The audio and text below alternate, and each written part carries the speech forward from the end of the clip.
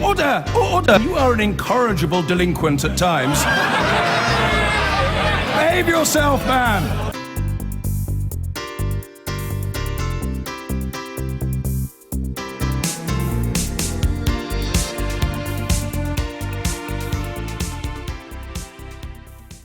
And here with us tonight, the Conservative former Justice Minister who campaigned for Brexit, Dominic Raab, the ex-Labour Cabinet Minister who ran for the leadership of her party last year and who incidentally worked on Bill Clinton's first election campaign, Yvette Cooper, the SNP MP who's called for Donald Trump to be banned from Britain, Tasmina Ahmed Sheikh, the Vice President of Republicans Overseas and, of course, a supporter of Donald Trump, Jan Halper-Hayes, and the Professor of American Literature at London University, Sarah Churchwell.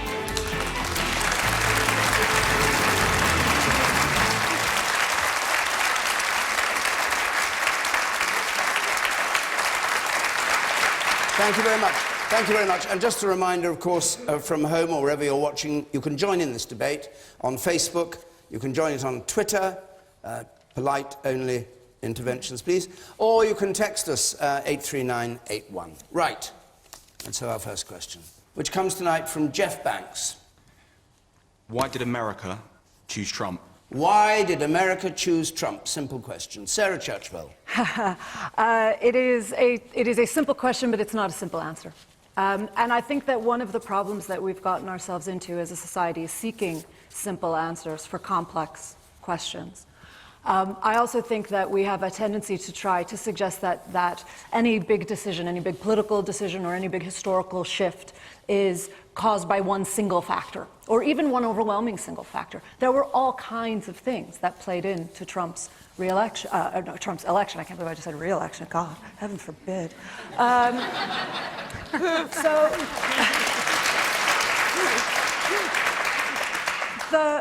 I think the main factors that played in, it's all been very clearly and widely discussed. Clearly, there was a great deal of sense of disenfranchisement and alienation, a sense not just among the white working class, but among the white middle class, that they've been left behind by their government, that they've been left behind by economic policies, and they saw Clinton as the champion of those policies, broadly neoliberalism and globalization, but we can talk about that more specifically. My own feeling is that a great many people fell for what was a disinformation and character assassination campaign against Hillary Clinton. There was an enormous amount of media attention focused on her emails and the suggestion that this somehow made her unfit for office.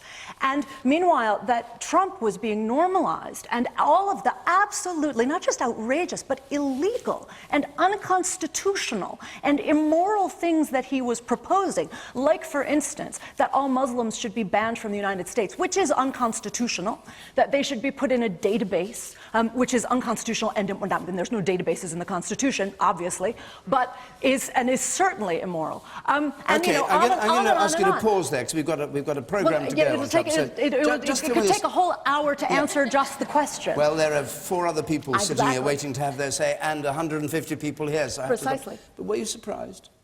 Just briefly.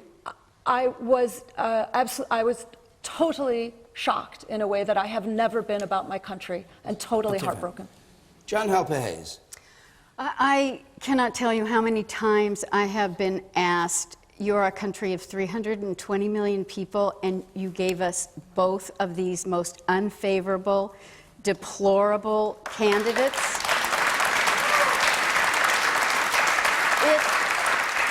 It wasn't easy on any side, and I think we have to be very, very realistic at looking at both of them, because granted, yes, there are positives that they brought, and there were some pretty extreme negatives that were brought as well. Yeah, he didn't bring any positives at all, Jan. I think that... Let Jan speak. Jan. I think that what Hillary Clinton represented was the worst about capital cronyism and the problems with our government. Oh, my God. Developing tonight, Donald Trump is pushing back against claims of corruption following new revelations about a 2013 donation to a political group that was backing Florida's Attorney General Pam Bondi, a Republican. And the fact that Bondi at the time was weighing an investigation, should she bring one, into Trump University. Trace Gallagher is live in our West Coast newsroom with the new details. Trace? Megan, at the time, Florida Attorney General Pam Bondi was looking into complaints about Trump Institute, which is an affiliate of Trump University. In 2013, Bondi's office confirmed to the Orlando Sentinel that it was considering joining a New York State inquiry into Trump U. But just days after Bondi's campaign got a $25,000 donation from the Trump Foundation, Bondi decided not to pursue the case because of, quote, insufficient grounds. Both Donald Trump and Pam Bondi strongly deny there was any type of bribe or quid pro quo, but the two camps differ on how the donation came about. A spokesman for Pam Bondi told the Associated Press back in June that not only did she speak to Donald Trump, she personally asked him for the money. But Trump recalls it differently. Watch. I never spoke to her. First of all, she's beyond reproach. She's a fine person. Never spoke to her about it at all. Pam Bondi. She's a fine person. Never spoke to her about it at all. Never. That was 5 nevers, by the way. Trump acknowledges knowing Pam Bondi for years and having a lot of respect for her, and she clearly supports Trump, even spoke at the GOP convention. However the donation came about, it broke the rules for charitable foundations giving to political campaigns. Trump was forced to pay $2,500 in penalties to the IRS. Clinton supporters are frustrated that the Clinton Foundation is getting a ton of negative media, and the Trump Foundation, they say, seems to be getting a free pass. Well, on several occasions, Mr. Trump has spoken about his past political donations to both parties and his motivations for donating as a New York businessman. Watch. I give to everybody. When they call, I give. And you know what? When I need something from them, 2 years later, 3 years later, I call them. They are there for me. I've given to Democrats. I've given to Hillary. I've given to everybody because that was my job. I got to give to them because when I want something, I get it. And I think that what Trump represented, I think what Trump represented was the worst of what has happened. Let her speak. I'll give you a chance to speak in a moment. I'll let you speak in a moment. I'll let you speak if you don't speak now, but when I ask you to. All right, Jan. And I think that what Trump represented was the worst of what has happened with our culture and the influence of reality TV. And he got away with an enormous amount because, frankly, in my opinion, he was able to very capably manipulate the media and suck up the oxygen so that no one else had airtime. And the simple example I'll give you is that when he did not do well in the first debate, he actually did horribly in the first debate, all he did was tweet that next week about the beauty queen. And on Friday, Anderson Cooper said, "Why have we been covering this?" And I thought, you didn't have to cover it. It's because he didn't want you talking about how well Hillary Clinton did. I thought you were a Republican in favour of him. You weren't in favour of him at all. Well, You're here under false pretenses. No, I'm not. I'm not. But I think we have to be very realistic about it. Did you vote for Trump? I voted for Trump. Yeah. I had money on Trump. I knew he was going to win. But I also think that we have to look at it bigger of what happened in America. And we can't forget the movement that Bernie Sanders also created. The two politicians that have never before touched the pulse of people and touched their needs and their issues. And that, to me, made such enormous sense. I think our government needs changing, and I support Trump because I think that there are going to be some very important changes that he's going to make. And as Americans overseas, we need tax reform. All right, well, let's stick with that idea that he touched a pulse, and that's why she supported him. Yvette Cooper. And then I'll come to the audience before we go on to the rest of our panel. Yes? Well, let me just start with Jan's point that somehow these were candidates who were equally deplorable. Donald Trump is someone who has said that Muslims should be banned from the country, that Mexicans are rapists, that it is okay to sexually assault women if you are rich enough and you are powerful enough, and somehow that is okay and is as deplorable as a woman who uses the wrong email. It's outrageous as a claim. This latest episode, here are some of Donald Trump's most controversial comments of the campaign so far. What's happened? Today, the leading Republican candidate for president, Donald Trump, gave an interview to Yahoo Politics, which Yahoo wrote up as follows, quote, Yahoo News asked Mr. Trump whether his push for increased surveillance of American Muslims could include warrantless searches. He suggested he would consider a series of drastic measures. Yahoo News asked Mr. Trump whether this level of tracking of American Muslims might require registering Muslims in a database or giving them a form of special identification that noted their religion. Mr. Trump would not rule it out. Mr. Trump, why would Muslim databases not be the same thing as requiring Jews to register in Nazi Germany? Is there a difference between requiring Muslims to register and Jews? You tell me. Nazi Germany? You tell me. Do you believe? Why don't you tell me? Do you believe there is? You tell me. At least in the way the reporter wrote it up. And so, yeah, that interview and that story have had a big impact today, as you can see from all the headlines about it. Also from responses like this one from one American Jewish group, which said in response to this Yahoo News article, quote, registering everyone of a certain religion to a list? We've seen that. It doesn't end well. In June, he had this to say about Mexico. The U.S. has become a dumping ground for everybody else's problems. Thank you. It's true. And these are the best and the finest. When Mexico sends its people, they're not sending their best. They're not sending you. They're not sending you. They're sending people that have lots of problems, and they're bringing those problems with us. They're bringing drugs, they're bringing crime, they're rapists, and some, I assume, are good people. But I speak to border guards, and they tell us what we're getting. And it only makes common sense. It only makes common sense. They're sending us not the right people. It's coming from more than Mexico. It's coming from all over South and Latin America, and it's coming probably from the Middle East. But we don't know, because we have protection, and we have no competence. We don't know what's happening. And it's got to stop. And it's got to stop fast.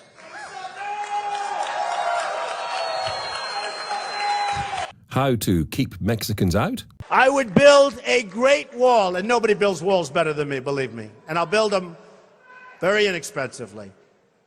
I will build a great, great wall on our southern border, and I will have Mexico pay for that wall. Mark my words. During a televised debate in August, Donald Trump clashed repeatedly with one of the moderators, Megyn Kelly from Fox News. Afterwards, he spoke to CNN and appeared to suggest her manner was down to her menstrual cycle. Talk about Megyn Kelly, because you brought her up. She did push you, pushed a lot of people, but what is it with you and Megyn Kelly? Well, I just don't respect her as a journalist. I have no respect for her. I don't think she's very good. I think she's highly overrated. But when I came out there, what am I doing? I'm not getting paid for this. I go out there, and they start saying, "Lift up your arm if you're going to." And I didn't know there'd be 24 million people. I figured, but I knew it was going to be a big crowd because I get big crowds. I get ratings. They call me the ratings machine. So I have, she gets out and she starts asking me all sorts of ridiculous questions. And, you could see there was blood coming out of her eyes, blood coming out of her wherever. But she was, in my opinion, she was off base. Last month, many commentators thought at a rally in South Carolina, Donald Trump mocked a reporter with disabilities. Right after a couple of good paragraphs, it's talking about northern New Jersey draws the prober's eye, written by a nice reporter. Now the poor guy, you got to see this guy. Oh, I don't know what I said. I don't remember. He's going like, I don't remember. Maybe that's what I said. Kowaleski suffers from a physical disability that limits the movement of his arms. And to bring us almost up to date to last night, again in South Carolina, Donald Trump said this. Donald J. Trump is calling for a total and complete shutdown of Muslims entering the United States until our country's representatives can figure out what the hell is going on.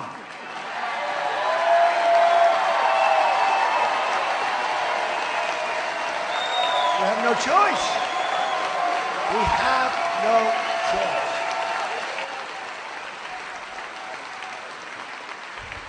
Here, the Prime Minister's official spokeswoman responded to that by saying the Prime Minister completely disagrees with the comments made by Donald Trump, which are divisive, unhelpful, and quite simply wrong. Our Washington correspondent, Barbara Plett-Usher, has this analysis. Eddie, Mr. Trump did a round of interviews this morning and he was completely unapologetic. He even compared his proposals to the policies of Franklin D. Roosevelt, who, you remember, interred 100,000 Americans during World War II based on their ethnicity. Although Mr. Trump had to row back on that one just a bit. Well, the question is, how would they figure out what was going on, and how would you know that people are Muslims that are coming into the country? And that is, it's not on any passport in the world. And you say you have a lot of support. Cover of the Philadelphia Daily News right now. I want to show it to our viewers right now. It shows the new furor over Donald Trump, showing you raising your hand in a pretty demonstrative gesture. And we have from Ibrahim Hooper of the Council on American Islamic Relations saying, are we talking internment camps? Are we talking the final solution to the Muslim question? I feel like I'm back in the 30s. You're increasingly being compared to Hitler. Does that give you any pause at all? No, because what I'm doing is no different than what FDR's solution for Germans, Italians, Japanese, many years ago. So you're for internment camps? This is a president who was highly respected by all. He did the same thing. If you look at what he was doing, it was far worse. I mean, he was talking about the Germans because we're at war. We are now at war. We have a president that doesn't want to say that, but we are now at war. I've got to press you on that, sir. So you're praising FDR there. I take it you're praising the setting up of internment camps for Japanese during World War II? No, I'm not. Take a look at presidential proclamations 25, 25, 25, 26, and 25, 27, having to do with alien Germans, alien Italians, alien Japanese. I mean, what they did. They stripped them of their naturalization proceedings. They went through a whole list of things. They couldn't go 5 miles from their homes. They weren't allowed to use radios, flashlights. I mean, take a look at what FDR did many years ago. And he's one of the most highly respected presidents respected by most people. They named highways after him. You want to bring back policies like that? No, I don't want to bring it back, George, at all. I don't like doing it at all. It's a temporary measure until our representatives, many of whom are grossly incompetent, until our representatives can figure out what's going on. To be clear, Mr. Trump is proposing to bar a quarter of the world's population from entering the U.S. based on their religion. He claimed the security threat demanded such extreme measures. He also claimed countries that had not been vigilant enough about Muslim visitors, cities like Paris and London that had open arms, as he called it, were paying for it now. We have places in London and other places that are so radicalized that the police are afraid for their own lives. We have to be very smart and very vigilant. Well, we don't really have places like London that are so radicalized the police are afraid for their own lives. Even the Met Police felt compelled to say Mr. Trump could not be more wrong and offer him a briefing on the reality of policing in London. And Boris Johnson, well, he was Boris Johnson. He called this complete and utter nonsense. He said crime had fallen steadily in London as well as in New York. And the only reason he wouldn't go to some parts of New York, he said, is the real risk of meeting Donald Trump. Donald Trump has apologized today for sexually explicit comments he made about women. It follows the publication of a video from 11 years ago where he bragged about grabbing, groping and kissing women. The presidential candidate has admitted that he was wrong and pledged to be a better man tomorrow. Hillary Clinton described the footage as horrific.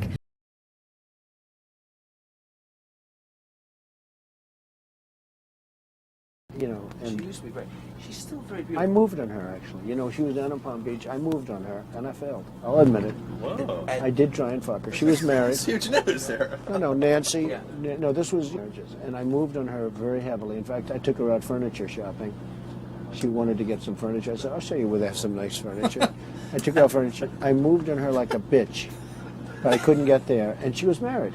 And all of a sudden, I see her. She's now got the big phony tits and everything. She's totally changed her look. Jeez, your girl's hot as shit. In the purple. Whoa! Yes! Whoa! Yes, the Donald has scored! Whoa! Oh, my man!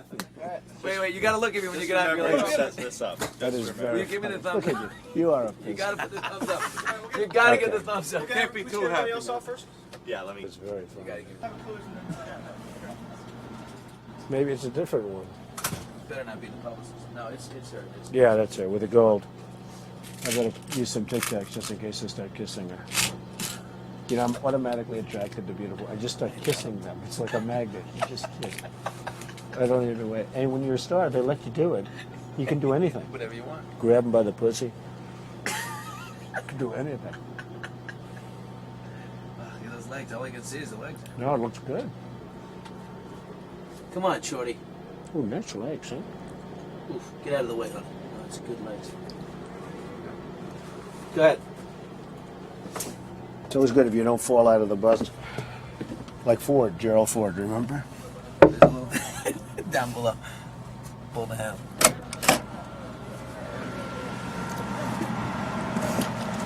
Hello, how are you? Hi. Mr. Trump, how nice are seeing you? you. Terrific. Pleasure to meet you. Terrific. You know Billy Bush? How are you? Nice to see you. How you doing, Very Ariane? good. I'm doing very well, thank you. Are you ready to be a soap star? We're ready. Let's go. Make me a soap star. How about a little hug for the Donald? He just got off the Would you bus. like a little hug, Okay, darling? absolutely. Melania hug said for this the was bushy. okay. I just got off the bus. Bushy. There we go. Excellent. Well, Come you've on. got a nice co-star here. Good. Yes, absolutely. So why did America choose them, if So that's if you true? look at the reasons why people voted, those who were most optimistic about their future and about their family finances voted for Hillary Clinton. Those who were most pessimistic about their family finances and about their future voted for Donald Trump. And I think that you also saw some of the towns and smaller cities that were hardest hit by combination actually of changing technology as well as the global trade hitting manufacturing industry with no new jobs in the future, and people who were feeling desperate about their future actually being exploited by a manipulative campaign of fear and of hatred that doesn't just start with Donald Trump. The Republican Tea Party have been pushing this far-right agenda of hatred for very many years, and they should take some responsibility for this as well. Most of us first heard of the alt-right on August 25th when Hillary Clinton name-checked it on the campaign trail in Reno, Nevada. And the latest shakeup was designed to, quote, let Trump be Trump. So to do that, he hired Stephen Bannon, the head of a right-wing website called Breitbart.com, as the campaign CEO. Now, to give you a flavor of his work, here are a few headlines they've published. And I'm not making this up. Birth control makes women unattractive and crazy. Would you rather your child had feminism or cancer? Gabby Giffords, the gun control movement's human shield. Hoisted high and proud, the Confederate flag proclaims a glorious heritage. And that one came shortly after the Charleston massacre, when Democrats and Republicans alike were doing everything they could to heal racial divides that Breitbart and Bannon tried to inflame. Just imagine Donald Trump reading that and thinking, this is what I need more of in my campaign. Now, Bannon has nasty things to say about pretty much everyone.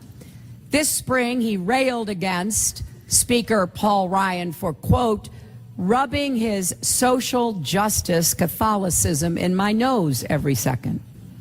No wonder he's gone to work for Trump, the only presidential candidate ever to get into a public feud with the Pope. It's truly hard to believe, but according to the Southern Poverty Law Center, which tracks hate groups, Breitbart embraces ideas on the extremist fringe of the conservative right. This is not conservatism as we have known it. This is not republicanism as we have known it. These are racist ideas, race-baiting ideas, anti-Muslim, anti-immigrant, anti-women, all key tenets making up the emerging racist ideology known as the alt-right. Now, alt-right is short for alternative right. The Wall Street Journal describes it as a loose but organized movement, mostly online, that rejects mainstream conservatism, promotes nationalism, and views immigration and multiculturalism as threats to white identity. So the de facto merger between Breitbart and the Trump campaign represents a landmark achievement for this group, a fringe element that has effectively taken over the Republican Party. So far, the members of the alt-right movement have lived mainly in narrow corners of the internet, spreading hate and seeking fellow travelers. Richard Spencer, who's considered the founder of the modern alt-right movement, describes his members this way in a video released by his white nationalist think tank, the National Policy Institute. Who are we? We aren't just white. White is a checkbox on a census form. We are part of the peoples, history, spirit, and civilization of Europe.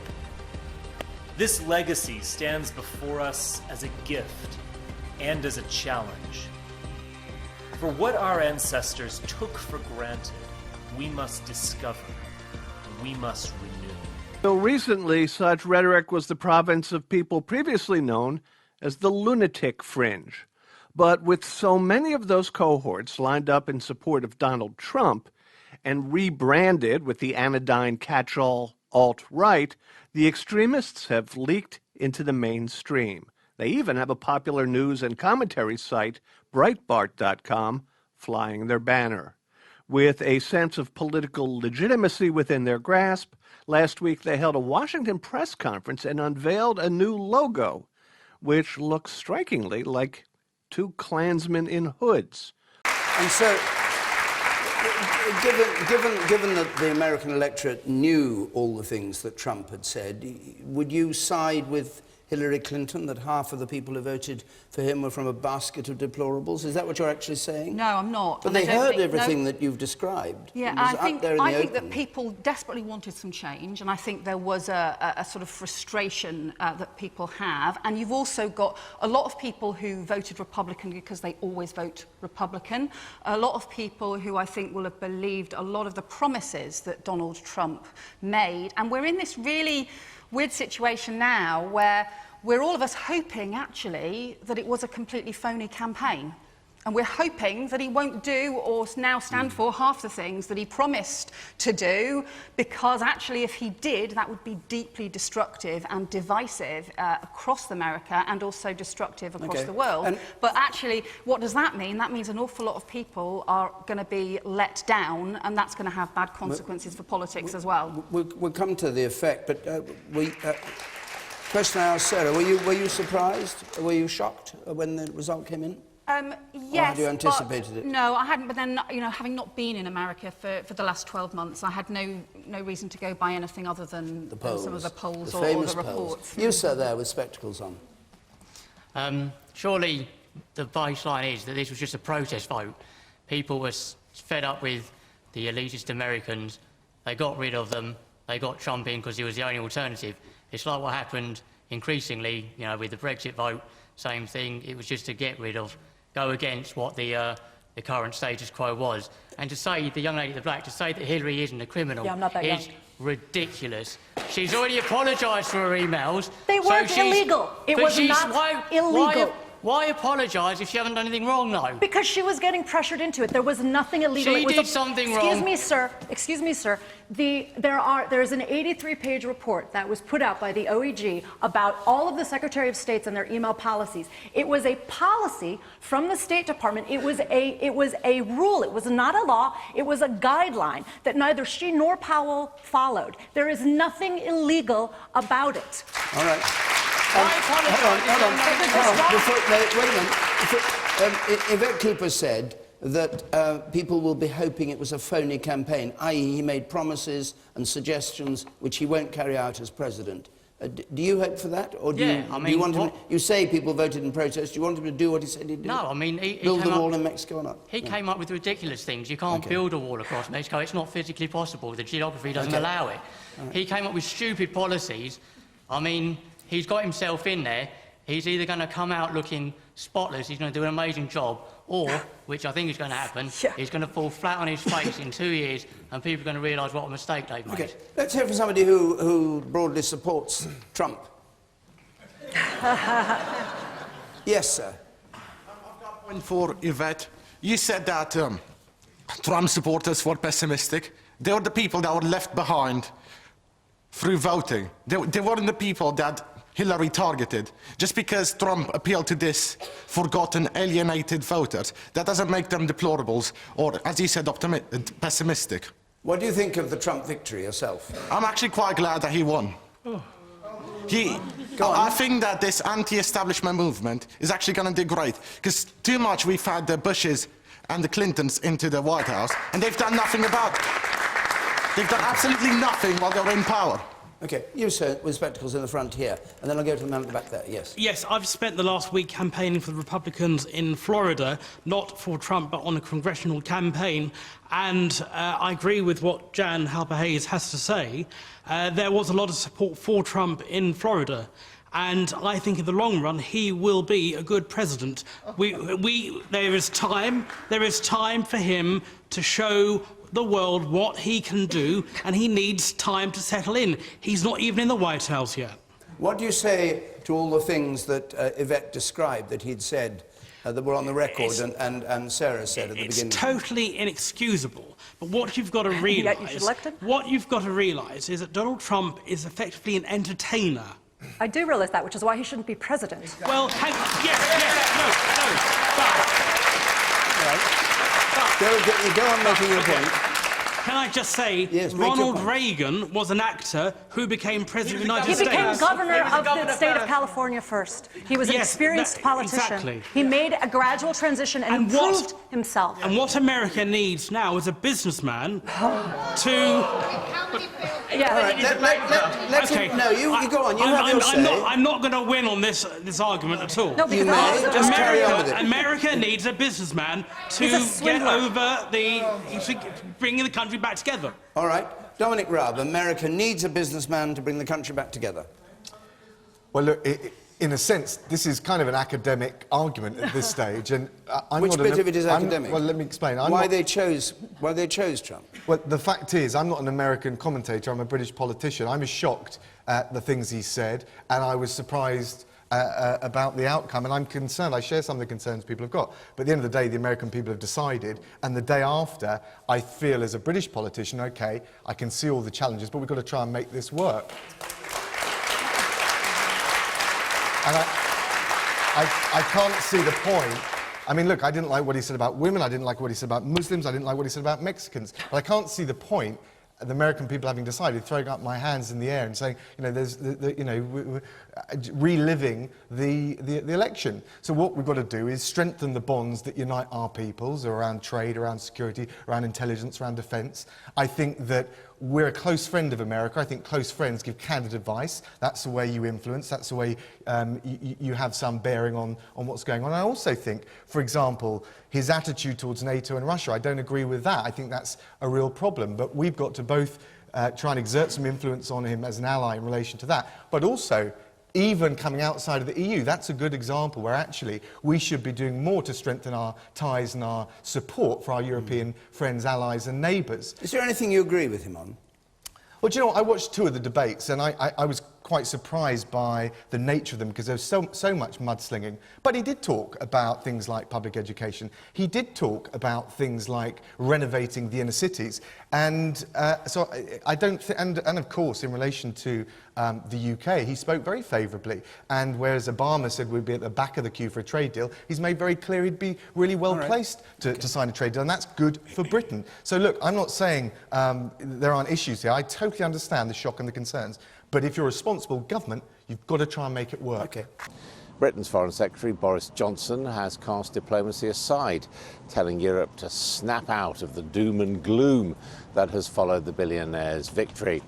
He was highly critical of the president-elect during campaigning, but he now says Trump is a deal-maker who wants to trade with the UK. I think it's time that we were overwhelmingly positive about the possibilities here, and I may respectfully say to some of my beloved European friends and colleagues that I think it's time we snapped out of the general doom and gloom about the result of this election and the collective windjarama that seems to be going on in some places. And I think in our country, I think we should recognise that this is an opportunity. I think we should take what the President-elect has had to say about his feelings for our country at face value. He's had a very, very good conversation with our Prime Minister, Theresa May, earlier on today. He spoke of a spectacular relationship with the UK.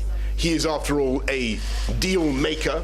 He wants to do a free trade deal, and I believe this is a great opportunity for us in the UK to build on that relationship with America that is of fundamental economic importance to us, but also of great importance for the stability and prosperity of the world. In Whitehall, a row is underway on the extent of Britain's diplomatic contacts with the Trump administration. And in the last hour, we've heard from a Foreign Office source who says that Europe was churlish and sniffy about Trump's victory. Sky's political correspondent Jason Farrell is live at the Foreign Office for us now. Jason, a lot going on. I mean, first of all, what is the accusation against the Foreign Office and their failure to make contacts with the Trump administration? Yeah, well, the accusation is that they haven't had a good relationship with Trump during the campaign. I mean, obviously, we've heard Boris Johnson with a very different attitude towards Donald Trump at times during the campaign, as was Theresa May when Trump criticised Muslims and no-go areas in London. They criticised him back. And the other feeling is that the ambassador in the US didn't do enough to kind of get relationships going with the Trump campaign. But that is strongly denied by a senior Foreign Office source who I've spoken to here, who said the ambassador did an excellent job of getting a professional relationship going with the Trump campaign, that they did speak with sources within their campaign, and actually they were less thinly spread in the Trump campaign because it was a smaller team than they were in the Clinton campaign. And also this line which you've just mentioned, a criticism really of the European reaction to Donald Trump's presidency, saying that the rest of Europe has been churlish and sniffy around Trump's victory. We haven't. That puts us in a better place, and really echoing Boris Johnson's thoughts that actually this could be an opportunity for Britain to get a free trade deal with the US, as it looks like he was very anti-TTIP, the European Transatlantic Trade and Investment Partnership that had been negotiated for the last 3 years between the US and Europe. Trump saying that that's not something that isn't good for US jobs and is obviously particularly vulnerable at this time. Well, thank you very much indeed, Jason. Well, here with me in Washington is our diplomatic editor, Dominic Waghorn. And Dominic, let's turn this the other way around. Does Donald Trump really care very much about Britain compared to any of the other countries that America has to deal with? Well, he phoned Theresa May 10th, I think, in his line of countries after countries like South Korea and Australia. So unless he was just going through a list randomly, that I think gives you a sense of how importantly he regards Great Britain, even though he talked about in that phone call having how special the relationship was and how it was going to be strengthened by relations with Theresa May.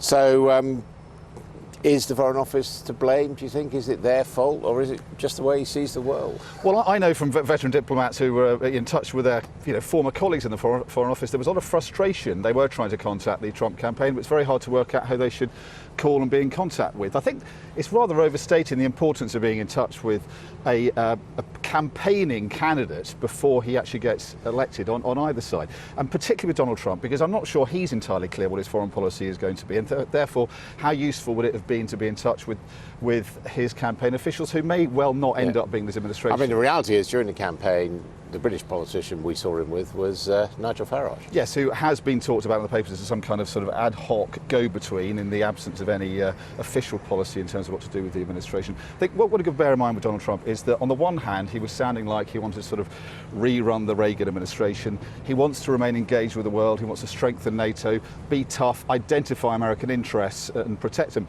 On the other hand, he was sounding like, when he's president, kind of the opposite. He wants to retire America as a superpower. He's undermining NATO. He's talking about rewriting trade deals that could take us back to the global depression of the 30s. Until it's clear what kind of Trump is going to be president, there's a limited usefulness to being in touch with his campaign team, and his transition team hasn't yet been appointed. Dominic, thank you. You say first, then I'll go to the back. I'm slightly concerned with... I was reading in the Huffington Post and the Washington Post that he's going to put a judge, a Supreme Court judge in, to repeal the Same-Sex Marriage Act. And that, to me, is a massive concern, because I've got friends that are in America who are married, and they are frightened. They're talking about coming back to England because their marriage is going to be annulled, and then it's not even going to be recognised. And how can you do that to people? You think he's going to do the things he said he'd do? Yeah, or do you think he's going to back off them? Yes, I think he's a fascist, I think he's a bigot, and I think he's a misogynist. And he is a disgrace, and whoever supports him is a disgrace. Hold on, Dan. Hold that. Let's just stick with why he got elected. Tasmina. Well, first of all, I'll say that America needs a president who's decent, respects people's dignity, respects people's right to have whatever sexual orientation they want, regardless of where they come from. That is what America needs, and that is what America doesn't have right now. And I agree wholeheartedly with what the gentleman just said in the audience there. The question was, why was he chosen? The question is, why was he chosen? Either Donald Trump is the biggest racist, misogynist and boaster of having horrible views about women and sexually assaulting women, or he's the biggest liar that's ever been elected in Western democracy. That's exactly what's happened in the United States of America. Why he was elected, we will continue to have discussions about why that might be. There is concern, of course, around the turnout. Did the polls have an effect on people thinking they didn't have to come out and vote Democrat to ensure that Trump wasn't elected and that Hillary was? But you know, this is hugely personal for me, David. You mentioned at the start that I wanted to ban Trump from entering the United Kingdom, and that is because about a year ago, around about this time last year, Trump, after insulting Mexicans, after insulting disabled people and women, he then turned his hand to Muslims and said that Muslims should be banned from entering the USA. Now, he's talking about me, he's talking about my family, and we haven't done anything wrong at all. So what I said to Theresa May, the Home Secretary at that time, is I believe that was hate preaching, and I believe just because he was a powerful white American man, that doesn't mean he should be judged with the same set of values that we all have to live to. And indeed,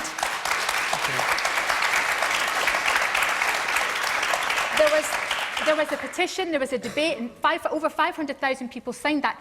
And in the debate in Westminster Hall, and this is really an important point, David, I had the bravery to stand up and call him out for what I thought he was. Many around me, many respected parliamentarians, said that he was a buffoon, that it wasn't possible that he would be elected. And I knew at that time there was a potential for that. And I wish more people had listened. I wish more people had seen the alarm bells that were set ringing. And now we find ourselves with a man who has these views, and we've just witnessed on Channel 4 News, a journalist from Washington Post, an openly gay black journalist, crying because he's scared. People are frightened about what this means for them. We have to stand up for those people. All right. The man up there on the right, thank you. You, sir. I think the problem is politics in America has just lost its way completely. It's a mudslinging match. It just happens that Trump was better at it. That's all. That's the way it seems to me, anyway. It wasn't about policies. It was just he's the entertainer, as we've already mentioned, and he's better at Clinton at throwing mud at her than she was at him. Aaron Golightly, let's have your question. If Clinton was a man, would she have won? If Hillary Clinton was a man? No. Yvette? I think that she probably wouldn't have done, because I think there were wider issues going on, but I do think that she was judged in a different way. She was judged by different standards as a woman. I think she's someone who is incredibly well qualified to be president, and I think would have been a very good president. She had, however, to prove her authority, she had to prove her experience, and the process of proving that also meant that she was then judged as being too much of an insider, too much as a member of the Washington sort of establishment that then people felt angry about. I think had she been a man, I think the question about what she would have to prove along the way would be different. I think she was also judged for, it's like, you know, when she was ill, or, you know, what does she look like, or whether she looks healthy enough, or, you know, is she having a bad hair day, whereas Donald Trump can have a bad hair day every single day of the week.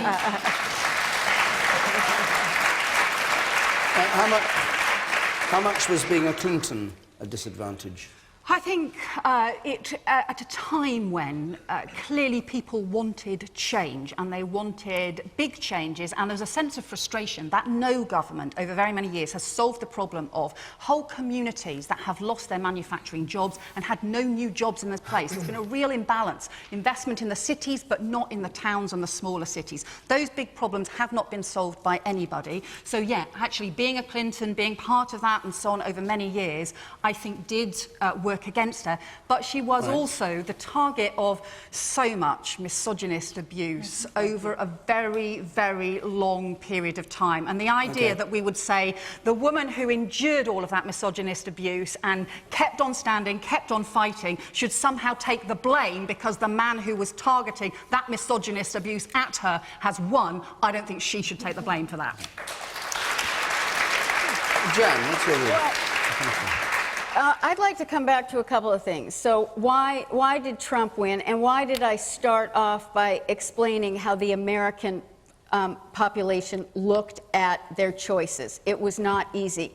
But Hillary Clinton was campaigning as the third term for Obama. Yet, if we looked and you followed the polls that had been going on the last 3 years, anywhere between 65 and actually the latest came out all the way up to 76, and it vacillated. People did not like the direction of the country. They thought we were going in the wrong direction. In what way in particular? That our GDP never got up over 1.4.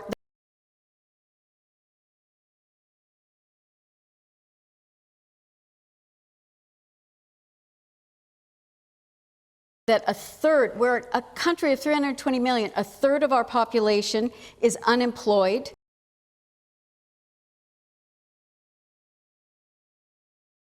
That the trade policies, according to Trump, that he would like to renegotiate, and that we have focused too much on the outside, but the other aspect of it was the national security and the refusal of Obama or Hillary to identify radical Islamic terrorism.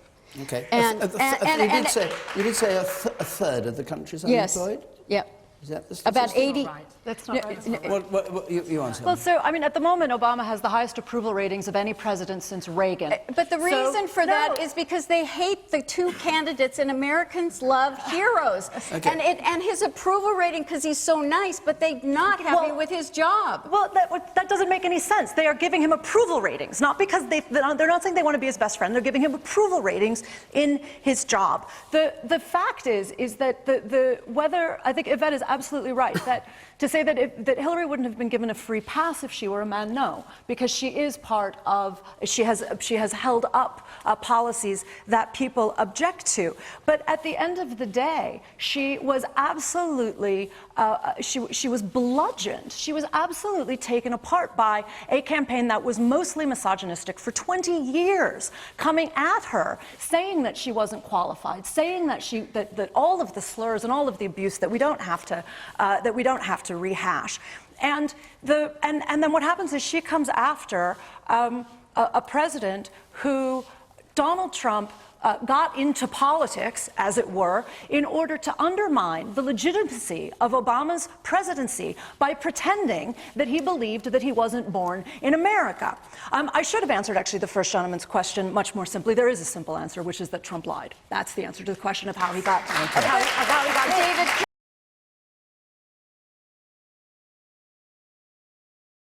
I'm the only one on the stage that said we should not go into Iraq. Are you for invading Iraq? Yeah, I guess so. You know, I wish it was. I wish the first time it was done correctly. I'm very pro-life. I'm very pro-choice. Do you believe in punishment for abortion? Yes or no, as a principle? There has to be some form of punishment. I am pro-choice in every respect. She has no natural talent to be president. She's very talented, and she has a husband that I also like very much. Hillary Clinton was the worst Secretary of State in the history of the United States. Hillary Clinton, how did she do as Secretary of State? Probably above and beyond everybody else. Let's say Hillary is president. Hillary Clinton, I think, is a terrific woman. I think she really works hard, and I think she does a good job, and I like her. I will build the wall, and Mexico's going to pay for it, and they'll be happy to pay for it. I'm not going to pay for that fucking wall. This guy used a filthy, disgusting word on television, and he should be ashamed of himself, and he should apologize, okay? Listen, you motherfuckers, we're I'm going to bomb the shit out of them. We'll beat the shit out of them. Political bullshit. You're not going to raise that fucking price, you understand? Donald, true or false, you've said the government should pay for everyone's health care? That's false. You've never said that. Everybody's got to be covered. Universal health care. I am going to take care of everybody. Who pays for it? The government's going to pay for it, but we're going to save so much money on the other side. He said I was in favor of Libya. I never discussed that subject. I was in favor of Libya. We would be so much better off if Gaddafi were in charge right now. Gaddafi in Libya is killing thousands of people. We should go in. We should stop this guy, which would be very easy and very quick. Stop him from doing it and save these lives. They're here illegally. You take them, they have to go back. We have to show some compassion. You're right. We just can't throw everybody out. They have So to you're going to come split up illegally. families. Chuck, You're going to deport children. Chuck, no, we're going to keep the families together. We have to keep the families together. But you're going to keep But them they have together to out. go. But they have to go. How do you throw somebody out that's lived in this country for 20 years? North Korea has nukes. Japan has a problem with that. I mean, they have a big problem with it. Maybe they would, in fact, be better off if they defend themselves from North Korea. Maybe we would be better off, including with nukes. Yes, including with nukes. They said, I want Japan to nuke. I want Japan to get nuclear weapons. Give me a break. But if you say to Japan, yes, it's fine, you get nuclear weapons, South Korea, you as well, and Saudi Arabia says we want them too. Can I be honest with you? It's going to happen anyway. So it's only a question of time. I'm a conservative person. The Republicans are just too crazy right. I mean, just what's going on is just nuts. Bush says, I do not believe he's a true conservative. These people are stupid. Do you identify more as a Democrat or a Republican? In many cases, I probably identify more as a Democrat. The economy does better under the Democrats than the Republicans. I don't know anything about David Duke, okay? I don't know anything about what you're even talking about with white supremacy or white supremacists. What do you see as the biggest problem with the Reform Party right now?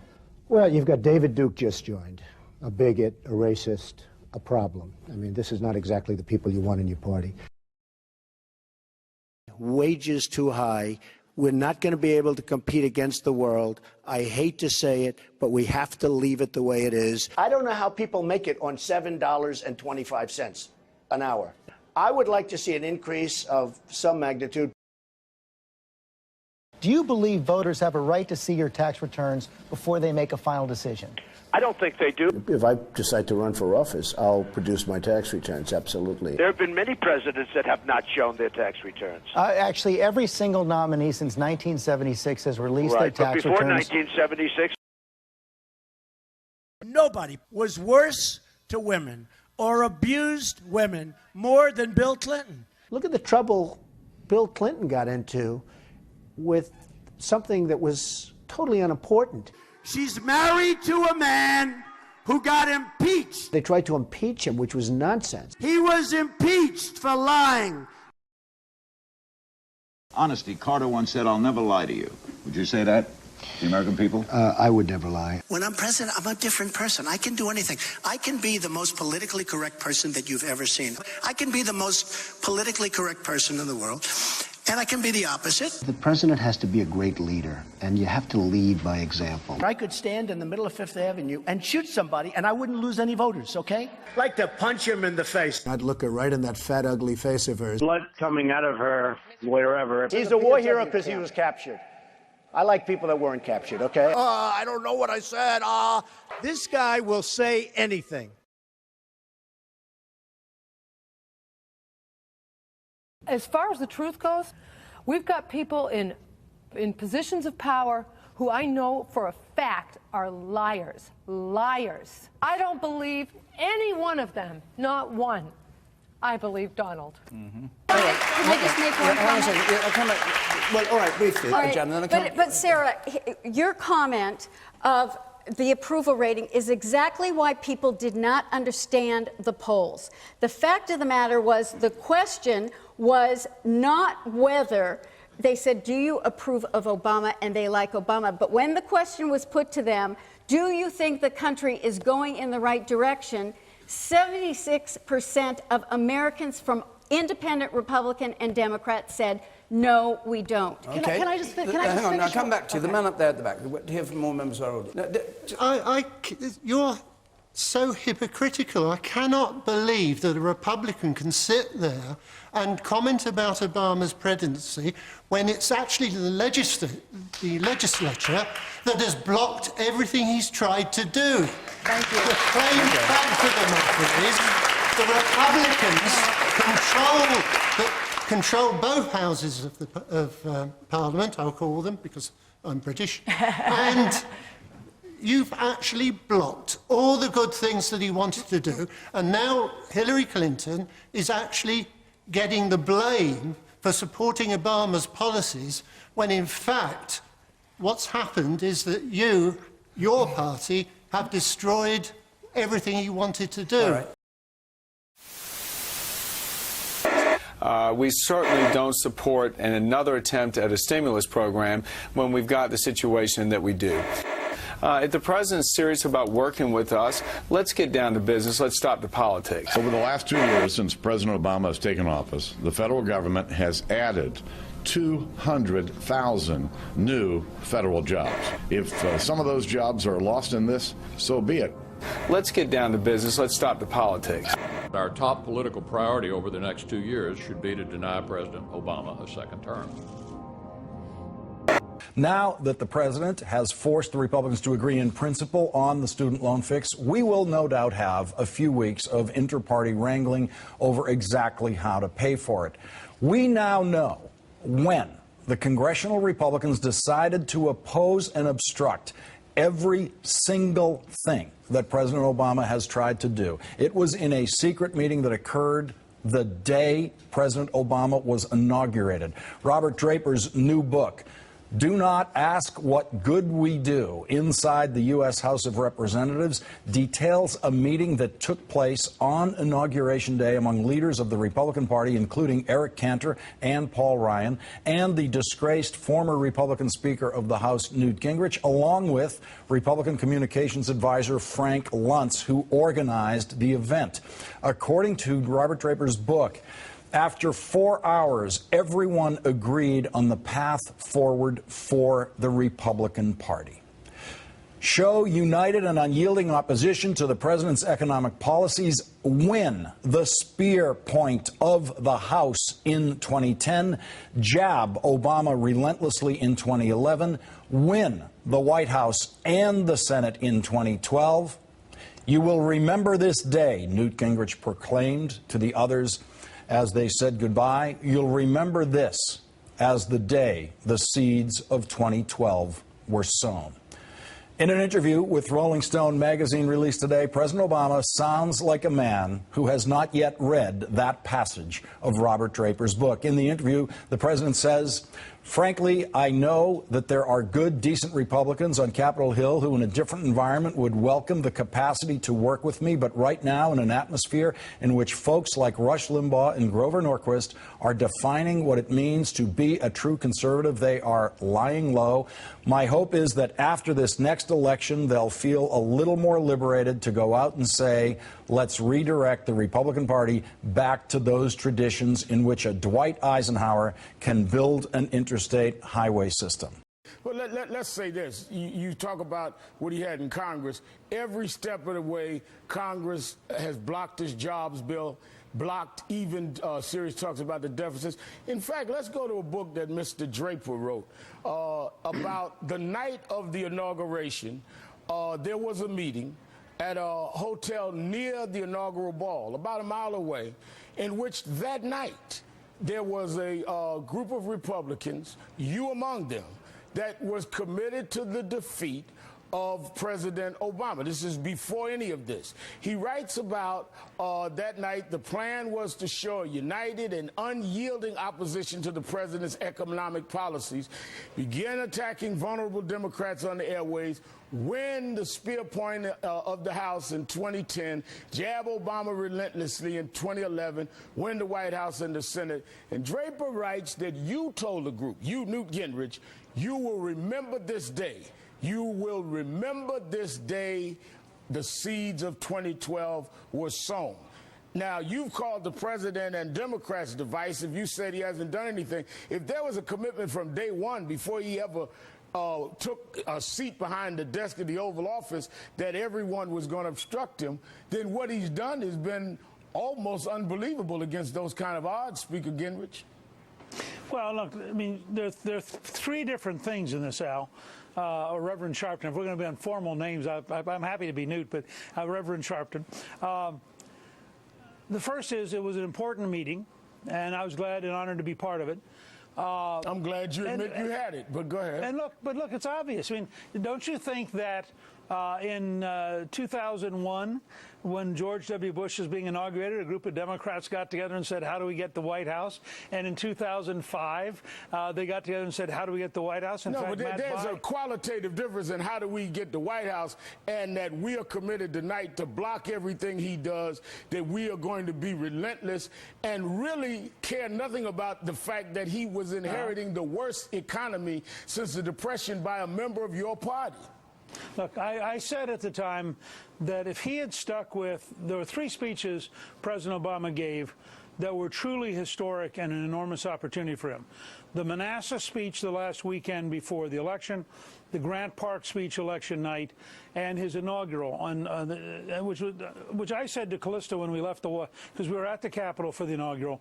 As we left, I said, you know, if he sticks to the kind of moderation and bipartisanship he's been describing, he will split the Republican Party, he'll govern like Eisenhower, and he'll get reelected. This is the inaugural day.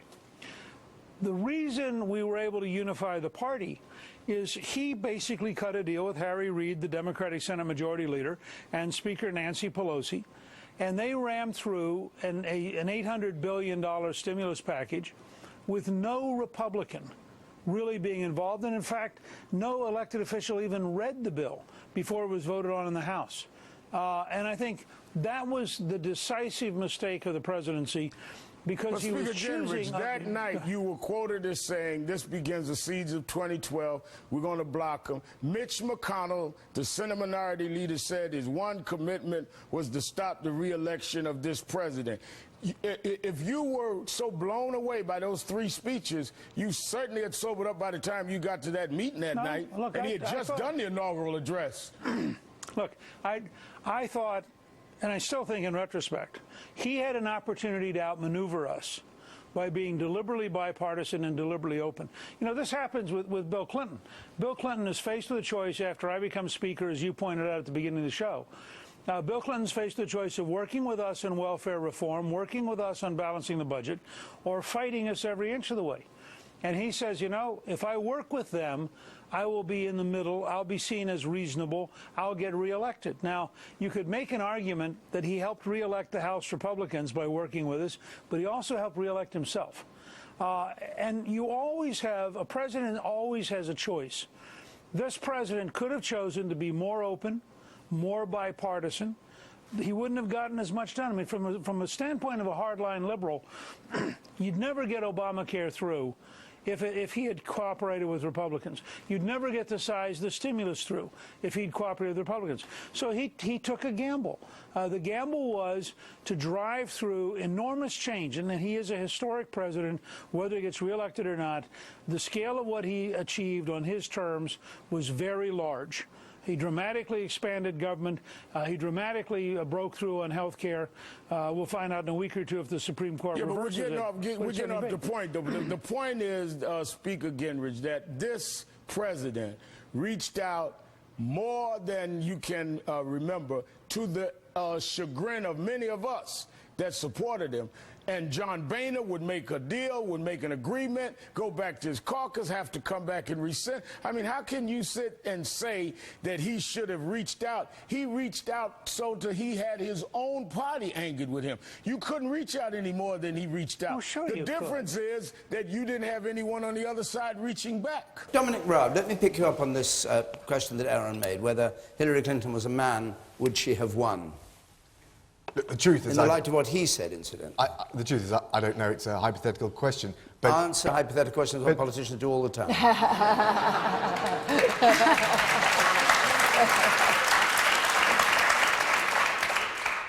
Well, look, when I watched the debates, I think it was very clear Hillary Clinton was the experienced candidate.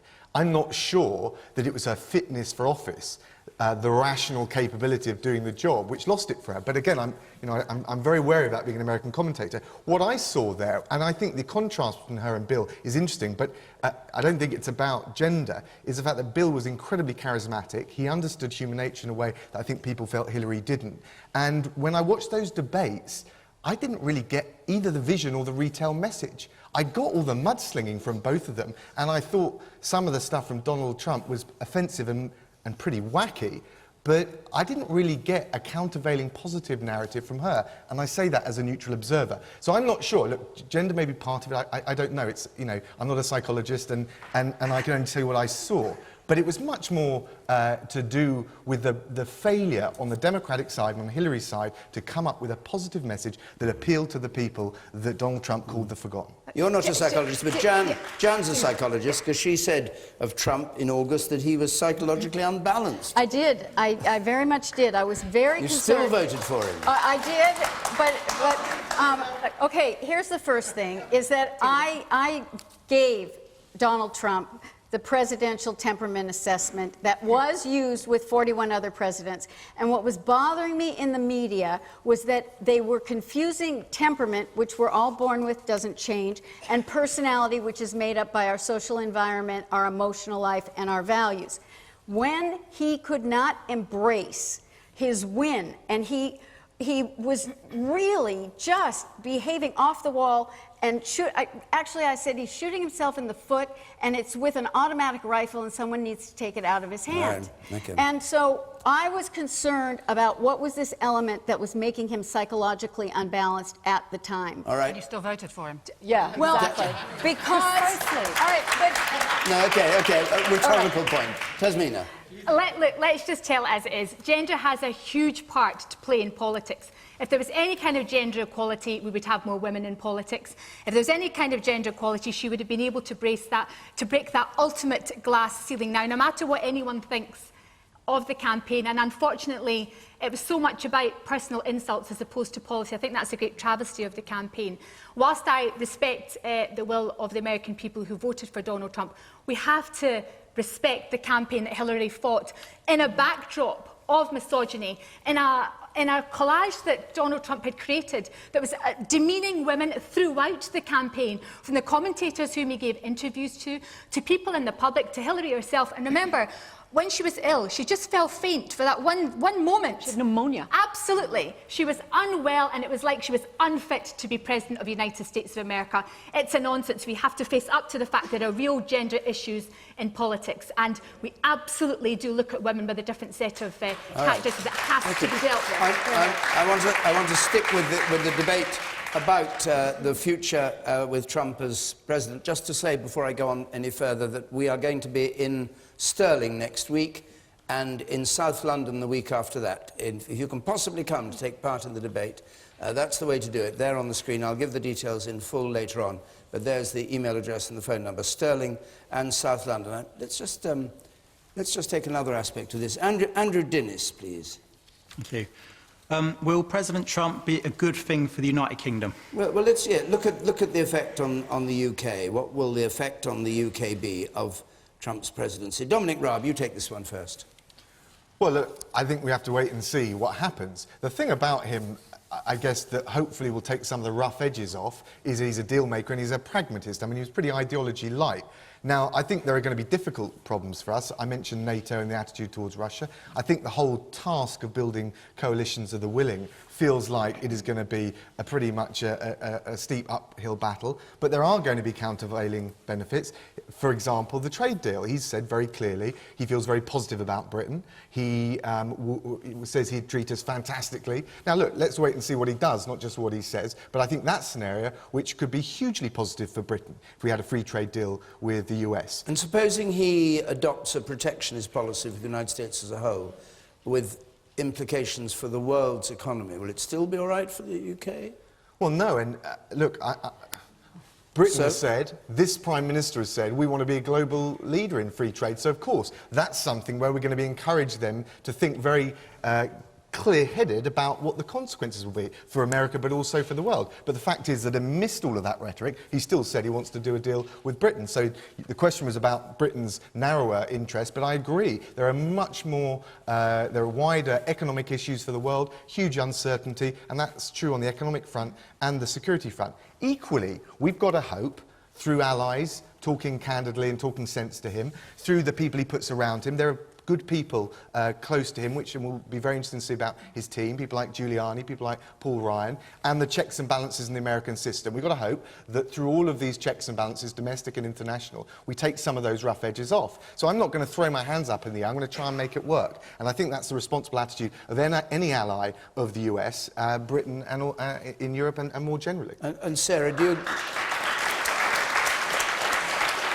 you agree with that pragmatic approach, that's the way to look at the coming 4 years? I certainly agree that Britain needs to be pragmatic about it, absolutely. I mean, I think there are a couple of things to add into that, however. I think we need to remember that, that John Kasich said that Donald Trump approached him to sound him out about being vice president, told him he could be the most powerful vice president in American history, because Donald Trump wanted to win. It's not at all clear that he wants to serve. It's not at all clear that he actually wants to do the hard graft of running a country on the day-to-day basis. So I think you might be negotiating with Mike Pence a lot, and not with Donald Trump. He might be on a golf course. But at the end of the day... Are you serious? You think he may back off being president? He said he would. I don't know. Oh, I have no idea. I have no idea, Jan, but this is a guy who quits a lot. So he's talking about...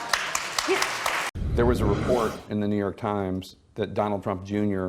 called you and tried to suss out your feelings, your interest in being the vice president, and said you would be able to run domestic and foreign policy. Is that report true? No, I never got a call. Apparently my aides did. Donald Trump Jr. did call one of your aides and had that conversation? That's what the reports are, but, you know. But I mean, do your aides say that that's accurate? That's what one of them has told me, yeah. Yeah, that it was accurate. Yeah. He's talking about appointing Sarah Palin. Let's be clear. So he fought this endless campaign, did all this stuff, purely to become president, and having become president says, right, I've done that. I don't want nothing else to be done. You don't think he wants to be re-elected? I am out of the business of prognosticating. I never thought he would get elected in the first place. I'm not making prophecies. I'm just trying to draw conclusions on the basis of the evidence that I've seen. And one of the things that we have seen is that he did approach a VP candidate and say, I don't really feel like doing the job. Would you like to do it? Now, who knows whether he was just trying to persuade him, because we've been told by his own supporter that he's a liar. So I can't actually trust anything that he says. I was a liar, and you don't misquote me. Well, do not misquote me. But, you know, I'm listening to the extreme of the way not all of you, but the way you and Yvette and Tams and That's nearly all of them. Yeah, it is. How you've taken things out of context and you're only smearing him. What? And this is no. I am holding Sarah, please let me finish. But this is exactly what the liberal media did.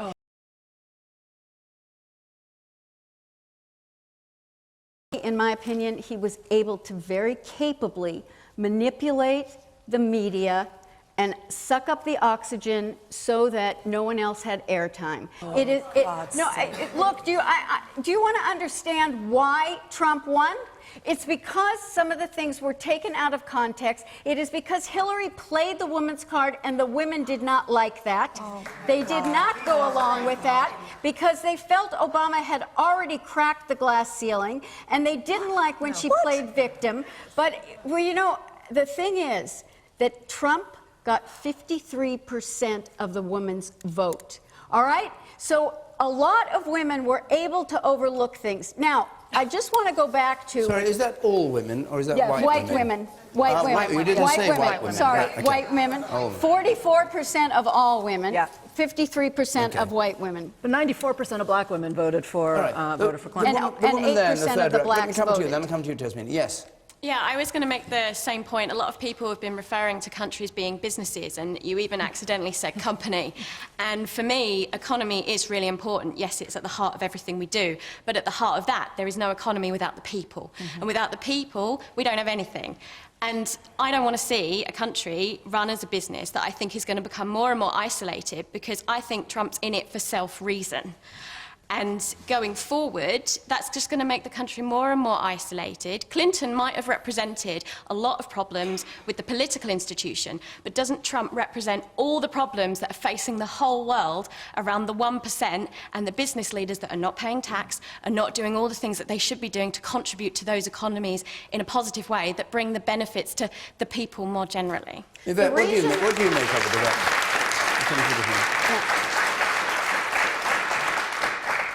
I think it is genuinely hard to know what Donald Trump will do now. And like you, I am worried that he doesn't actually show respect for people, for human beings. He certainly doesn't show respect for women, but he doesn't actually seem to show respect more widely for our common humanity. I doubt that President Trump will be good for Britain in any way. And I think that it's certainly the case that we have to work with the American government, of course we do, and we have to work hard to make sure that they still keep treating seriously NATO and NATO's obligations, that they don't end up becoming aligned with Putin and with Assad and with all kinds of other things that could cause all sorts of difficulties. But I don't see that means we have to pander to him or to any of the things that he has said. And I think it is a real shame that Theresa May didn't do what Angela Merkel did. Which was what? I think, well, Angela Merkel said, look, we will work with the US government and with the US president based on the important values that we believe in, which includes the values around our common humanity. And instead, Theresa May there was no sort of judgment, no recognition, actually, of the way in which Trump has won this campaign, and instead was just an unconditional response. That's and I think, rubbish, well, it was, because, and you've had you've had Tory MPs today say that somehow this is going to be good for us because we have shared values with Donald Trump. We do not have shared democratic values. And now I come to you, yes. Very briefly, the heyday of Britain being America's poodle was under Tony Blair, and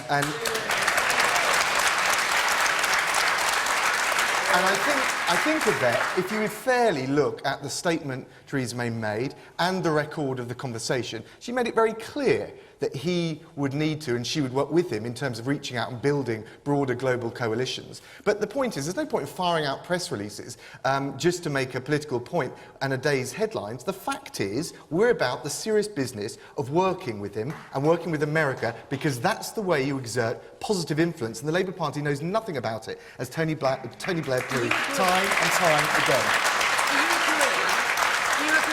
Jacob Rees-Mogg, who said today that we have shared values with Donald Trump. No, I wouldn't say that, but I would say we have shared values with the United States of America, and those bonds are far deeper than any one politician. You, sir. Theresa May, as a politician, she looks after our country, she has our jobs and nation's interests. You've made fun of Trump's hair, that's the best you've got to say. You're criticising him for making fun of other people, and you just said tonight's panel, he's got bad hair there or something like that about his hair. Yeah. How are you going to represent our country making fun of other leaders' hair? Is that what you've got to say, Yvette? Very briefly, actually, what I've done is make a remark about the way in which men and women's appearance is judged. The question about what she would have to prove along the way would be different. I think she was also judged for, it's like, you know, when she was ill, or, you know, what does she look like, or whether she looks healthy enough, or, you know, is she having a bad hair day, whereas Donald Trump can have a bad hair day every single day of the week.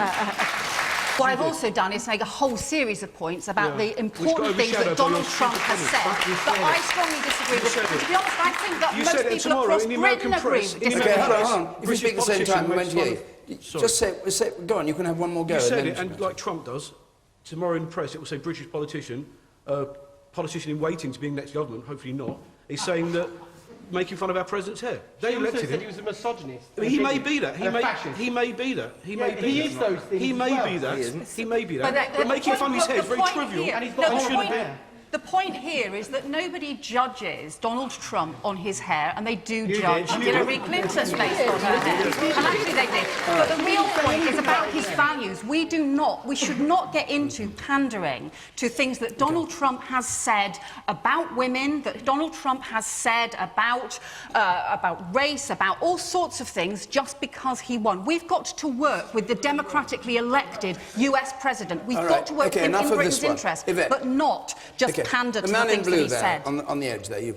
Yeah, I don't think we've got many people that have got a good relationship with Donald Trump, so should we be taking advantage of Nigel Farage's relationship and inviting him back? And doing what? Yeah, inviting him out of retirement again to actually work on a trade deal with the USA. Well, also joining us is Sam Coates of The Times. And Sam Coates, first of all, Nigel Farage.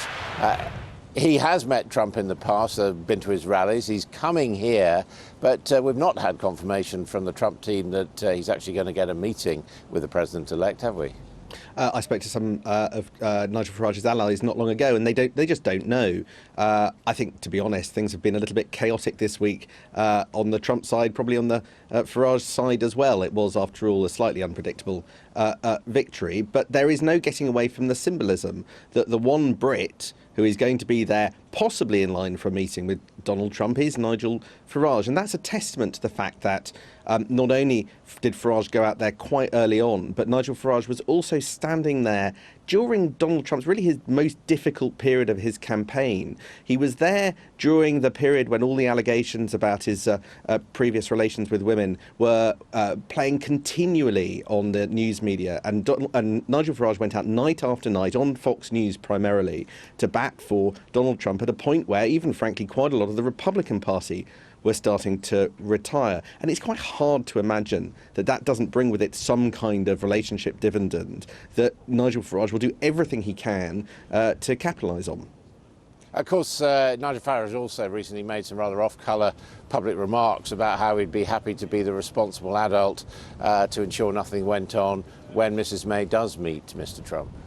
Well, look, I don't think we have any idea yet, anybody has any idea yet, whether or not Nigel Farage will end up doing anything formal on the American side. I think there's next to no chance, and there is zero chance of him doing anything formal or informal on behalf of the British government, from everything I can see. But it's you have to come back to the fact that he was ended up being one of the few people that they could trust to defend him, that Trump's team could trust to defend him when the chips were down, and that's not a thing that you could say for the wider Republican Party that Trump was meant to be working with and representing, and that is going to carry something forward, and it's also quite awkward for UK diplomats. I mean, I broadly agree that Kim Darroch over in the Washington embassy did his best to reach out not only to the Hillary Clinton team but also to the Trump campaign. But the way it was put to me is this: Hillary's campaign was 1,500 people. It had years of history behind it, very well-established networks between US and UK individuals. Trump's campaign was fighting a battle against the voters, against, in many cases, its own party. There were 80 of them. They were closed and cliquey. Is it really conceivable that people with, for instance, cut-glass accents from Britain wanting to report back every move of the Trump campaign to the Foreign Office were really going to get that much access compared to the guy that was up there night after night defending him? I mean, it seems to me that a lot of the criticism of the Foreign Office is probably a continuation of the Brexit wars by other means. I think the criticism is I think you need to be nuanced about it. I think you need to acknowledge that they made an effort. In fact, my understanding is that Kim Darroch made more of an effort trying to get inside the heads of the Trump campaign than they did with Hillary Clinton because they knew them better.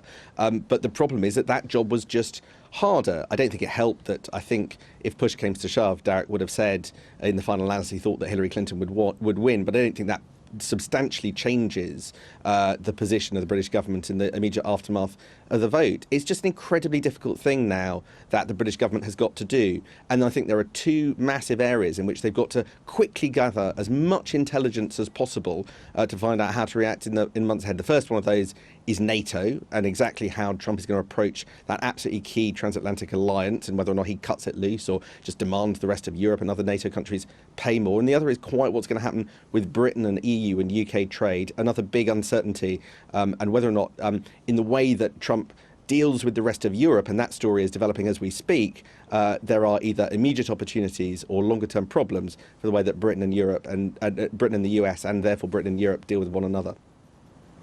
Sam, thank you very much indeed. Right, Tasmina, I expect you have a view on that. I will, and I'll come to that in just one moment with pleasure. The biggest we've seen today. It's a great demonstration in this audience just how divisive the election has been, and indeed Donald Trump as a person is. However, he is the president-elect of the US of A, and we are going to have to work with him.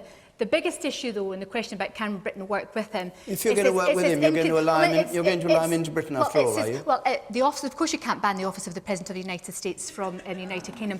It doesn't mean to say I have to like the individual, which I don't because of the reasons I've already articulated. So you withdraw on your opposition to his coming here? No, I stand by everything that I've said about Donald Trump and the type of man he is and the comments he's made, 100%. More now than I even did last year. The biggest issue in relation to Donald Trump... Just before we go on, I got you exactly right. If Donald Trump becomes President of the United States and seeks to enter the United Kingdom and doesn't withdraw his remarks about Muslims, absolutely my representations to Theresa May to ban him will not change. Absolutely, I don't... Well, now you've changed your mind. You're saying you can't No, I've talked about the office of the President of the United States. Well, he is going to be President of the United States. And of course now he has been elected, and of course we cannot ban the President of the United States. Well, that's what you were telling Theresa May she should do. Because maybe it's a small point. No, it's an important point, David, and I'm glad you've raised it, because consistently throughout the campaign, Donald Trump thinks because it's him, it's okay to say the things that he says. He thinks it's okay to boast about sexually assaulting women. But if I can come back to the point I wanted to make about whether Britain can work with him.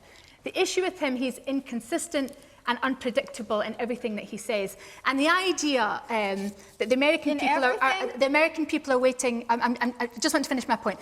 The idea that American people are waiting for some cosy deal with the UK in terms of trade is actually not the case, because he fought the election on the idea of protectionism, on the idea about protecting the American economy, building American markets, making sure American workers have jobs.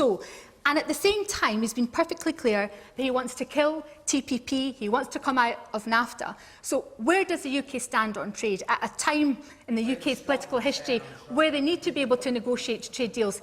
In relation to Nigel Farage, I have to say, if he manages by some miracle to angle himself some appointment with Donald Trump, he'll have to get Economic Migrant of the Year award for 2016 without any doubt whatsoever. Okay. And if there is a Trump presidency, have you considered American citizenship and then getting them to appoint you as ambassador to Brussels? Well, it has been speculated on, it has been joked about. Gosh, if I got a green card and went to Brussels, wouldn't that be fun? I don't really think it's going to happen, though. But you would like it, wouldn't you? You can be honest with us tonight. All right, yes.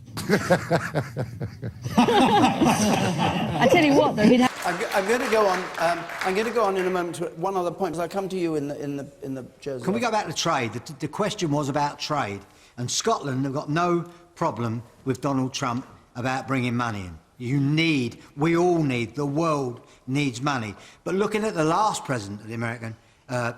The ex-president, shall we say, sort of now, Barack Obama, the last words he had to say about this country was, on your bike, you get the end of the queue. So I don't see much there for that president. And can we be positive? Can we be positive? I didn't want Trump. I wasn't sure about Clinton, I'll tell you. I'm still not sure about career politicians in this country. We've got it over here. It's an epidemic, a bad one. People never had a proper job. But at least Trump's gone out there and lost money. I don't support him. Many times. I don't like what he does. And if what he'd have done against my daughter, I'd have put something in his eye, right? Right. But can we move on and have a breath of fresh air here? Because the last president told us to get on the back of a queue. Yeah, go on, mate. say?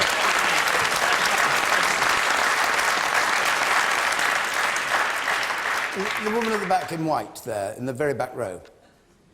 Yeah, Yes. No, sorry. Two from the end there. Yeah.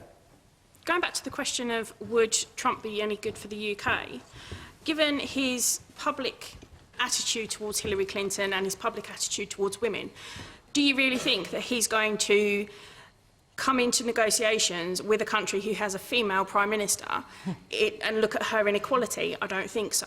Should we be looking at people like Nigel Farage to come back and negotiate our trade deals with him, or will he just do his public persona and bully us into new deals? Okay. Will he And ride roughshod over the top of us? And there was a woman in white who I didn't see, but who... Yes, you speak. Yeah, I mean, at the end of the day, Trump will be president. I just hope to God that he has decent advisers and actually listens to them. Okay, and you, yes. I think the question was about, how we work with Donald Trump, and I think I wanted Clinton to win. I didn't want Trump to win, but we've got to work with Donald Trump. I think that's very important. But I want someone, Theresa May, Angela Merkel, anyone, to tell him or ask him why he made the comments that he did about women, about Muslims, and after that is when we should really start working with him, because apart from that, if he doesn't answer why he made those comments, Sorry, hang on a second. No, wait, no, don't answer. What was the person next you saying? But what's that going to accomplish, asking him why he said things that he said years ago? I don't know. Honesty. I think you've got to be transparent and you've got to have reasons behind why you've said those comments. If he wants to be president for all of America, he's going to have to address the points that you make quite validly, because there is no way to continue without doing that. Yasmina, thanks. I want to... We're running short of time now, but I do want to come to a really important central issue that was raised and that I know a lot of people have had in the back of their minds about Donald Trump's reaction to NATO and the relationship with Putin. And Pam Bean has the question. Pam. Is the clearly burgeoning friendship between Donald Trump and Vladimir Putin something to be welcomed or feared? The clearly burgeoning friendship, and of course Russia, the Duma, members of the Duma all applauded when they heard of the victory. Is it something to be welcomed or feared? Tasmina, you start on this one. I think we should be concerned about that relationship. I read just before coming in that there was commentary about there having been discussions with the Russians during the election campaign. I mean, when things are going well for Trump, he can be amenable and he can be reasonable. But the issue comes when he doesn't get his own way, which is when we see Trump at his worst. So whether it's negotiating or having discussions with NATO or the Russians or indeed anyone else, it's a matter of grave concern to us how he might react in such circumstances. So that's something that gives me concern. Remember, Trump is a man who was consistently talking about the elections being rigged until he won them. Yeah. This is a problem. What is your view of the relationship between the United States led by Trump, who has clearly won Putin's support, if not his friendship, and the things he said about NATO? He said at one point NATO wasn't necessary. What's your view? Well, I've really been at a loss in some ways because I'm listening to such extreme biased judgments with no objectivity whatsoever. We're just quoting him. Well, you're not quoting him accurately. So if we go back to the Muslim, the reason he said that was because Jay Johnson, head of Homeland Security, said we cannot vet the refugees. Now, I am not agreeing with, he could have said anyone from an Arab nation that supports terrorism. He didn't. But he said until we figure out what the hell is going on. And the media just takes that, and you're sitting here just repeating it out of context. Okay, can you come, but so let me go to NATO. I'll come to Russia and NATO. When he said NATO is obsolete, it needs to be renegotiated.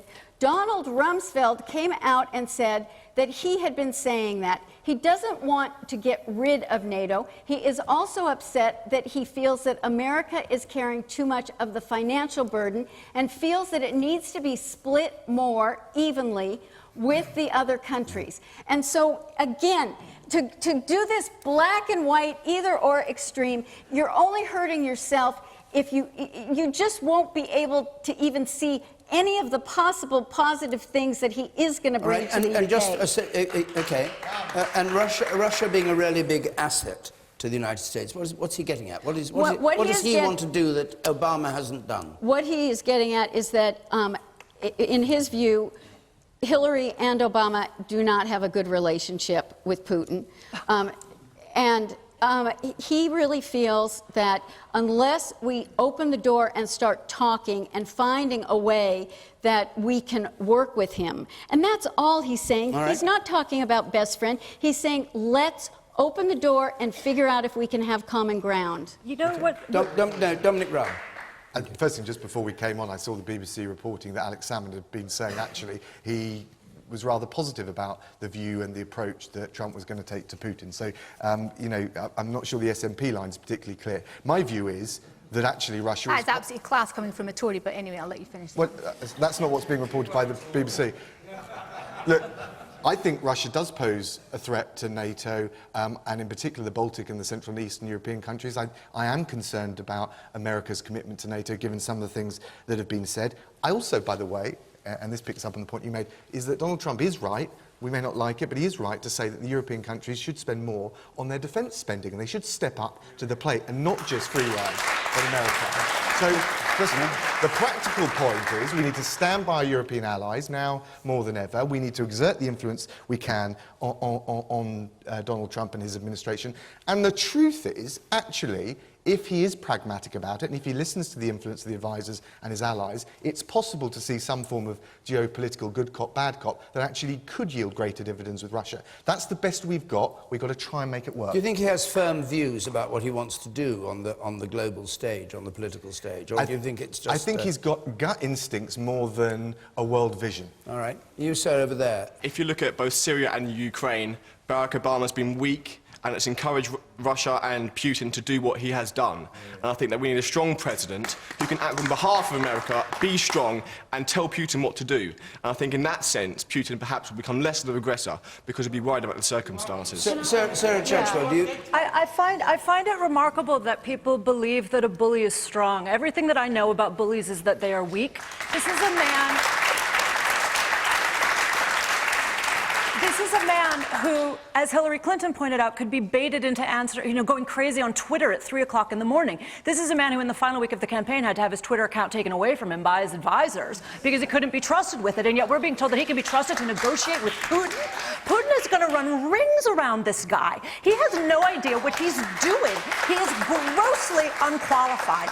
And can I also just make a broader point, but that speaks to this as well, because it's really important, and you've said we're running out of time, which it really, really disturbs me that people are trying to cherry pick some of the things he says and then say, but we don't have to pay attention to the racism and the nativism and the isolationism and the homophobia and the misogyny. We do have to pay attention to them. It is a package deal. And when Donald Trump says that he's worried about the radicalization of ISIS, I say I'm worried about the radicalization of white racists. I am worried about the people of color in America who are reporting an uptick in hate crimes today. I am worried about the young woman on Queens who reported that girls got onto a bus and told her to get at the back of the bus because Donald Trump is president. I am worried about the monster that he has unleashed. And I think that includes everything that is happening potentially both domestically and in foreign terms. And the problem is we don't know anything about what this man actually believes. All right, Yvette Cooper. Thank you. Yvette Cooper. I think the problem is we have no idea how Donald Trump in the end is going to behave with Putin. And to me, it feels like this could go in either way. And that's why I do think, particularly around NATO, we have to work with the US government and we have to hold them into NATO and seeing NATO as being particularly important. My worry is that in the relationship, that if Donald Trump signals that somehow America is less committed to NATO, that less worried about Putin's belligerence, that will somehow tempt Putin to take action, whether it be around the Baltic states, whether it be around Ukraine, whether it be in other areas, and we will end up actually in a very difficult situation where NATO commitments will need to be honoured, but that actually Trump has given licence to Putin to do dangerous things. And the second area I'm worried about is that he will get drawn into somehow supporting Assad in Syria, because if we end up licensing what the Assad regime is doing, we will never get peace in Syria and we will never get a settlement in the Middle East. All right. Hear, hear. I said Anne-Marie Smith-Allen, I'd just like to hear your question. I don't know if we'll be able to get everybody in the panel in on it, but let's hear your question. First Brexit, now Trump. When will our country's leaders actually sit up and listen to the desperate and frustrated voices of the people? Yes, OK. Dominic Raab. First Brexit, which you were in favour of, now Trump.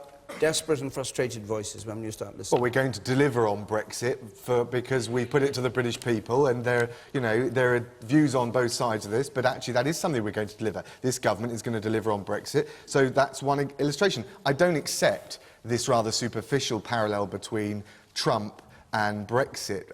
I can see the superficial attractions, they're anti-establishment, but actually, it was he who said Brexit plus. Well, change also means restoring honesty to government. We'll start by getting rid of Clinton, all right? We are going to deliver justice the way justice used to be in this country. At the ballot box on November 8th, we are going to do something so special. It'll be called Brexit plus. God bless you. He can say what he likes, but vote leave campaigns... What did you say? He can say what he likes. He can say what he likes, but he doesn't define what Brexit was about. We campaigned on pro-global free trade. He's protectionist. We campaigned about taking back control of our democracy, so the people watching this show actually feel they got some control over their elected representatives. He really sounds like he wants to tear down the walls. I really would be careful about delving too deep and trying to draw too profound parallels between the two. I think they're both complex and they're both based on the specific circumstances in both countries. Yvette? I think what those votes have in common was, in both cases, was a vote for radical change, and in both cases was, I think, a sense of frustration, particularly from industrial towns and smaller towns and cities, which have actually been left behind and have not had the investment and the new jobs that they need. But I do also think that there are some very big differences, and people who were voting to leave Europe were voting against an EU institution. They were not voting for a man who was pushing misogyny or for racism, and I think we do a discredit to a whole series of people who voted to leave the EU if we somehow pretend that Brexit and Trump are the same. But was Brexit about people who were desperate and frustrated, in your view? Well, I think you have to be very quick, because I do have to stop. Some of the issues about the towns that I said, the industrial towns, but I think there is also a big difference. Nigel Farage wants to make them the same. They are not, and we should not let him. All right. I agree with that. I think we have to stop. Tasmania, you can be very... Yeah, go on. You have to let me talk about Scotland, David. You have to. Well, I'm here. You can do it in 30 seconds. I'm here as a representative of Scotland. So, first of all, in terms of defence estate, you've just cut it by 20%. You're representing the SNP, not of Scotland. Well, I'm a member of Parliament who represents the Scottish constituency, let's put it this way. And Scotland did vote differently in terms of the Brexit vote, and indeed all of the parliamentary leaders in Scotland weren't supportive of Trump's candidacy for the... I absolutely believe in democracy. I believe the people of Scotland's views should be represented in the Westminster Parliament as long as we are part of the current constitutional framework. Yeah, but come on, the question was about listening to desperate and frustrated voices. Absolutely, we should listen to people, and that's why I will say, in terms of negotiations around Brexit, the government is doing a huge disservice to the people of this country if it doesn't allow parliamentarians to become involved in that discussion. Doing deals behind closed doors is not good for a representative parliamentary democracy. Well, Brexit. You're telling us nothing, Dominic. All right, we concentrated on Trump for understandable reasons right through this hour. Apologies to those who want to talk about Brexit, and no doubt We're in Scotland next week, so we may be hearing about it there. I have a feeling it's not going away. Yeah, it's not going away, but I'm afraid our hour's up here.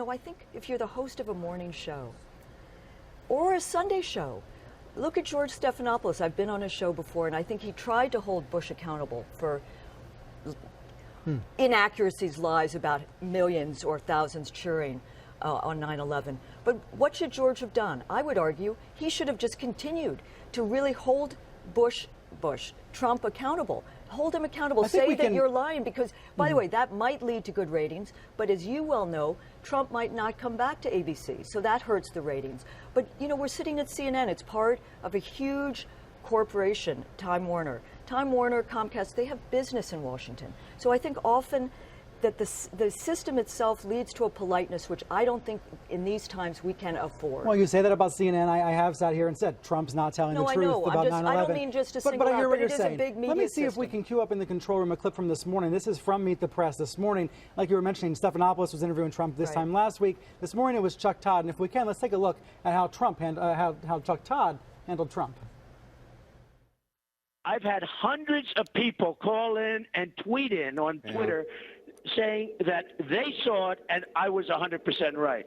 Well, just because somebody repeats something doesn't make it true, and I guess that's actually that's the worst. I don't mean I had 2 calls, Chuck. Now, my sense is that Chuck Todd was trying pretty hard to challenge Trump, and Trump was giving no space there. No space. But he did say something, Chuck Todd said something very important. When someone challenges you and you just double down, there is an art form called the big lie, which we've seen in other countries at other moments, which is very corrosive for a democracy. I do think that we're at a critical moment for the media, Brian. I think journalists can look it up. There is, you don't just say because Trump has supporters who believe in an alternate reality. Reality must be constructed with facts. And I believe that at The Nation, we have fact checkers. We also have our values, but we have facts. We begin with that. As Senator Patrick Even though you're Moynihan, a liberal magazine, you're basic in facts. People have a right to their own opinions, but not to their own facts. And we're seeing that blurred now. So I think it's incumbent. Is that still true? I mean, isn't that the question? But I think it's incumbent upon a media, whether, and again, The Nation is independent. And I think what I just said about the problems with the media, I think someone on the other side of an aisle could say. But I think we're at a point in this country where silence is complicity. If you're not calling people out for inaccuracies, you call it lies, I think you're feeding increasing corrosion of our democracy. People will become more cynical. People will tune out. The media has a role to play. I may be old-fashioned, but I think we need intelligent coverage. We also need to put it in history and perspective because, as I said, The Nation understands this is not the first time we've had a post-truth environment. Joe McCarthy we covered, Iran-Contra, Reagan, George W. Bush, Gulf of Tonkin, the LBJ. So there are issues that demand tough reporting, and the structural changes in our media haven't helped. The closure of newspapers, the decimation of newspaper teams. There's a movie out there now called Spotlight, which is about what it takes, a major newspaper, to investigate corruption and abuse in the Catholic Church. That's what needs to be done with candidates who are betraying the trust with lies.